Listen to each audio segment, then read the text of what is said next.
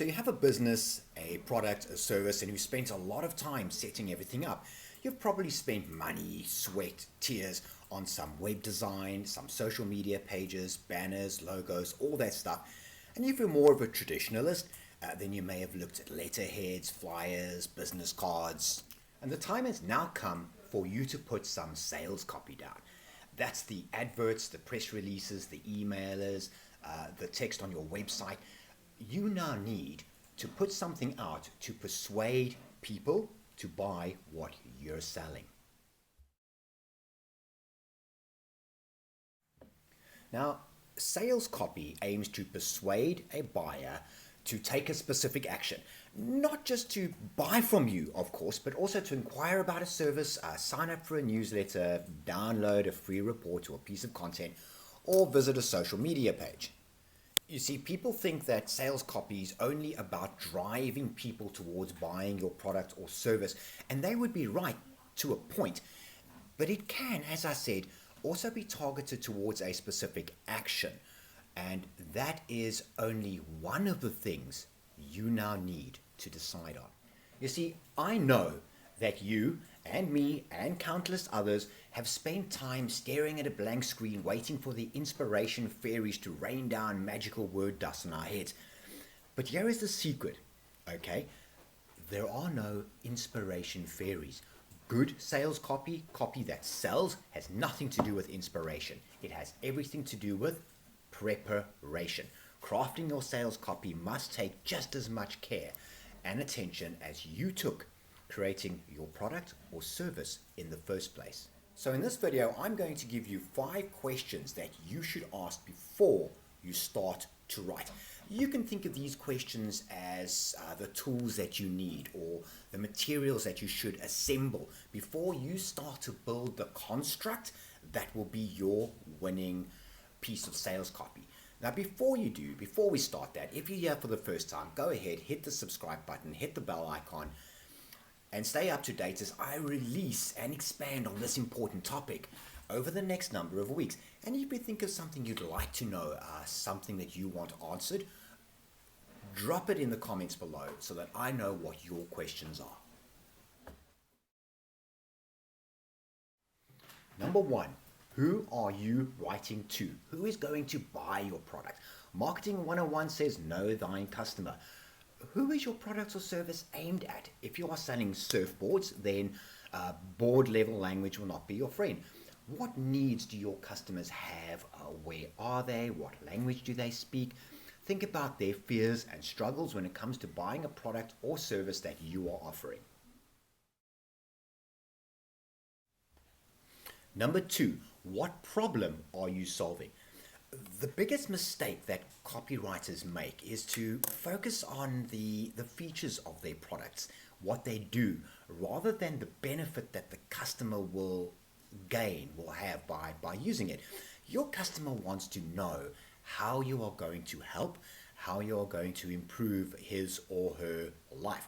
They don't want to know that pressing this button will turn the blue light on. They want to know that the blue light will infuse a sense of calm, of relaxation, and perhaps maybe you can choose to relax even deeper, more and more relaxed with every minute that the blue light remains on. Number 3, why should they buy from you? Because you're the expert, of course. Make sure you act like the expert and that it's reflected in your copy. Now is the time to think of your features. Which ones set you apart from your competitors? What edge do you have? What testimonials do you have, perhaps, that would lend credibility, street cred, okay, to your sales pitch? Perhaps you have test results, perhaps you have some statistics. At the same time, don't make this a key feature unless, of course, you're selling high-tech equipment or machinery. Benefits still trump features any day of the week. But when it comes to features, use this as your rule of thumb. What makes me better than the next guy? And what makes me an expert in this field? Number 4, what might make them say no? Is there anything that might cause a reader, a potential customer, to pause for a minute and say, hold on, what about this or what about that? Is there something in your offering that might make you, the seller, pause as well? What questions pop into your mind when you read your own sales copy or when you consider your own service or product? If you are asking yourself these questions, then there's a good possibility that those questions will be asked by your readers or potential customers as well. And if those questions are deal breakers, then they need to be addressed. And knowing what they are, however, is the first battle won.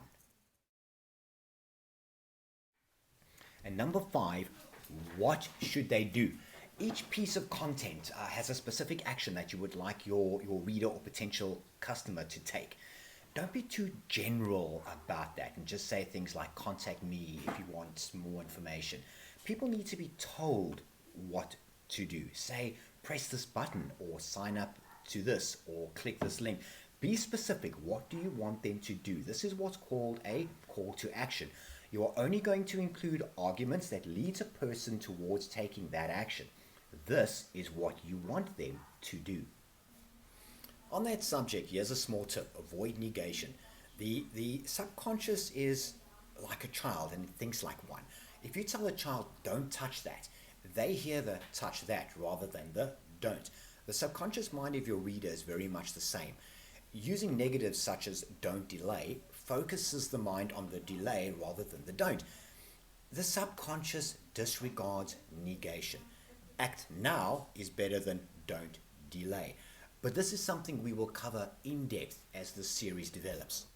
Now that you know the questions to ask and you've answered them in as much detail as you can muster, you are ready to put together sales copy that speaks directly to your customers, tells them what problem you are solving or need you are fulfilling, why they should buy from you, what obstacles to buying from you have been removed, and what they need to do now. In the next weeks, I'll start to unpack this issue and look at it in more and more detail. We'll start small and we'll expand.